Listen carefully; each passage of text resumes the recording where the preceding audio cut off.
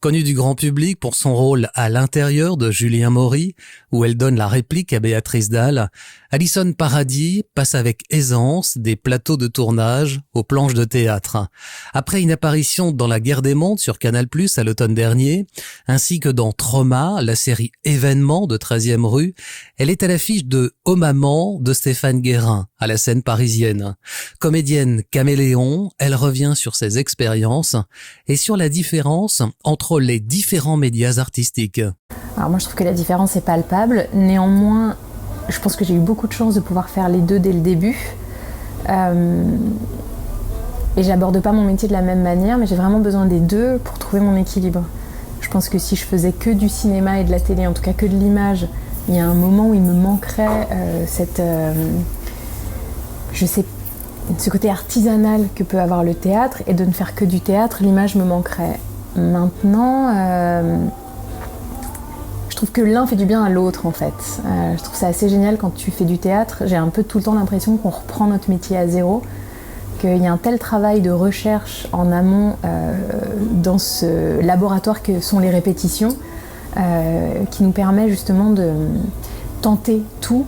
Parce que pour moi, c'est ce à quoi servent les répétitions, ça veut dire d'essayer des trucs complètement surréalistes qui ne seront certainement pas la piste qu'on va garder à la fin pour aborder le rôle, mais qui nous permettent dans le corps d'avoir ressenti quelque chose et qui nous permet d'explorer différentes facettes du rôle qu'on a vraiment moins le temps d'aborder au cinéma. Et qui en plus, le fait d'avoir une caméra qui vient chercher des détails ou des moments nous permet de jouer vraiment différemment, quoi. Comment t'es-tu formée à ces deux techniques entre théâtre et cinéma ? La formation que j'ai suivie abordait les deux, mais étonnamment, moi, les rôles et les scènes qu'on me faisait passer étaient très cinéma. Il n'y avait pas cette double facette qu'il y a maintenant dans ces cours. Nous, c'était vraiment du travail à l'image. Donc moi, j'ai vraiment... je pense aussi que c'est pour ça qu'aujourd'hui, je suis très en demande de théâtre. C'est que j'ai une sorte de lacune au départ de ça, de ne pas avoir abordé les classiques. Moi, aujourd'hui, je rêve de jouer un classique parce que je ne l'ai jamais étudié, donc j'attends que ça, en fait. Qu'est-ce que tu aimes au théâtre ? Qu'est-ce qui te fait vibrer ? Il y a plusieurs choses. Il y a le côté presque ancestral de cet art qui me plaît énormément. Il y a le fait de voir les gens qui se déplacent pour voir un spectacle, pour vivre un moment. C'est très cliché ce que je dis, mais le côté c'est jamais pareil tous les soirs, c'est vrai. J'aime l'ambiance de troupe que je trouve primordiale. Et quand je dis troupe, je dis aussi avec les techniciens du théâtre, presque avec le public aussi, il y a comme ça une communion chaque soir qui se fait. Il y a un côté un peu magique en fait. Moi par exemple, un des endroits que je préfère, c'est quand il y a une scène qui est en train de se jouer et que je suis pas dans la scène et que je suis juste derrière en coulisses et que j'entends tout ce qui se passe. C'est mon endroit préféré au monde. Je trouve ça magique ce qui s'y passe. Il y a une émotion. Il y a une émotion, ouais, il y a une excitation comme ça, où t'entends les rires, où t'entends l'émotion à un moment, où t'entends tes partenaires jouer sans les voir, où toi t'es en train de te changer vite fait. Je trouve ça assez formidable. Et puis il y a un truc aussi avec le théâtre, c'est Fanny Ardant qui m'a beaucoup parlé de ça, c'est de se dire que, étant du spectacle vivant, et prenant corps dans plusieurs acteurs, on est tous différents et changeants tous les jours. Et d'arriver à garder la trame de ce que tu es censé jouer tous les soirs, mais en te servant de l'émotion dans laquelle tu es au moment présent. Et ça, je trouve ça assez génial, parce qu'il y a des choses magiques qui apparaissent quand tu dois jouer une comédie et que tu viens d'avoir le cœur brisé.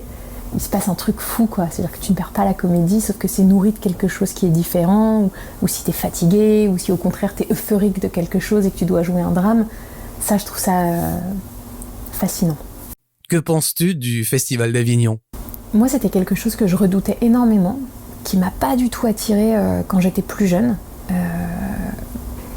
qui m'effrayait. C'était une grande inconnue. Et puis quand on m'a proposé, il y a 2 ans, de jouer la pièce d'Arnaud Bertrand, mise en scène par Dominique Guillot, qui s'appelait Récréation, au départ, j'ai été un peu paniquée. Je me suis dit, est-ce que je vais avoir envie et tout ça ? Et j'ai été séduite, je suis tombée amoureuse de ce festival.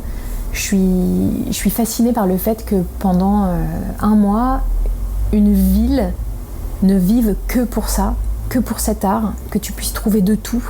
Des toutes petites pièces obscures à des gros bateaux quand tu vas dans la cour d'honneur.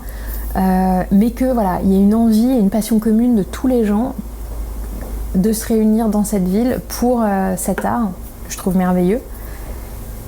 Et puis le fait de pouvoir aller voir autant de pièces, moi j'ai le sentiment de me nourrir à chaque fois. Je trouve ça génial de voir ce qui se fait, de voir les gens, de rencontrer des gens facilement. Je trouve qu'il y a un côté magique, épuisant, éreintant. Tout le monde passe par toutes les émotions. Il fait 48 degrés. Tout le monde est fatigué très vite, mais je trouve ça vraiment chouette. Comment choisis-tu tes projets au théâtre ? En premier, je vais avoir besoin que la pièce à la lecture me procure une émotion. Et ensuite, de voir qui va vouloir raconter cette pièce, parce que c'est très très important. Et puis effectivement après discuter de qui va jouer avec moi, parce que c'est pas comme au cinéma où parfois tu t'engages sur un projet et puis ça prend 3 jours dans ta vie, ou 10 jours ou 20 jours. Le théâtre c'est souvent quelque chose sur la longueur, les répétitions c'est très, comme je te disais, un laboratoire qui donc te fait passer par 1000 émotions. Il faut se sentir en confiance, il faut avoir envie de retrouver tes partenaires tout le temps et tous les soirs. Donc je pense que c'est plus ça. Après là par exemple la pièce Oh Maman qu'on va monter là le 22 janvier, c'était un coup de cœur de Stéphane Guérin, je pense réciproque, on avait envie de travailler ensemble. Et là oui, c'est la langue au départ, moi qui m'a attirée chez lui, qui est une langue contemporaine, qui est une langue un peu décalée, qui n'est pas forcément facile à jouer, pas forcément facile à mettre en scène, je pense. Néanmoins, j'ai pas forcément de préférence entre le contemporain et le classique, même si aujourd'hui je me dis que j'ai vraiment envie de jouer un classique. Dans le texte, dans sa globalité de Stéphane Guérin, qui sera celui qui sera monté par Guillaume Santou, le personnage de Gladys, elle est méchante, un peu, elle est peste, elle est moins perdue que ce qu'elle n'en a l'air, parce qu'elle est un peu triste de la vie qu'elle a, parce qu'elle sait qu'elle aurait pu avoir une autre vie. Je sais pas si je suis très claire. Ou en gros, c'est une jeune fille qui faisait des études assez brillantes et qui aurait pu avoir une vie assez chouette, et qui est tombée enceinte, qui l'a gardée pour faire plaisir à sa mère, et qui s'est avéré que son enfant est handicapé, qu'elle fait un enfant seul et qu'elle se retrouve coincée dans une vie qui lui va pas. C'est ça qui la rend un peu garce et manipulatrice. Y a-t-il d'autres genres que tu aimerais aborder ?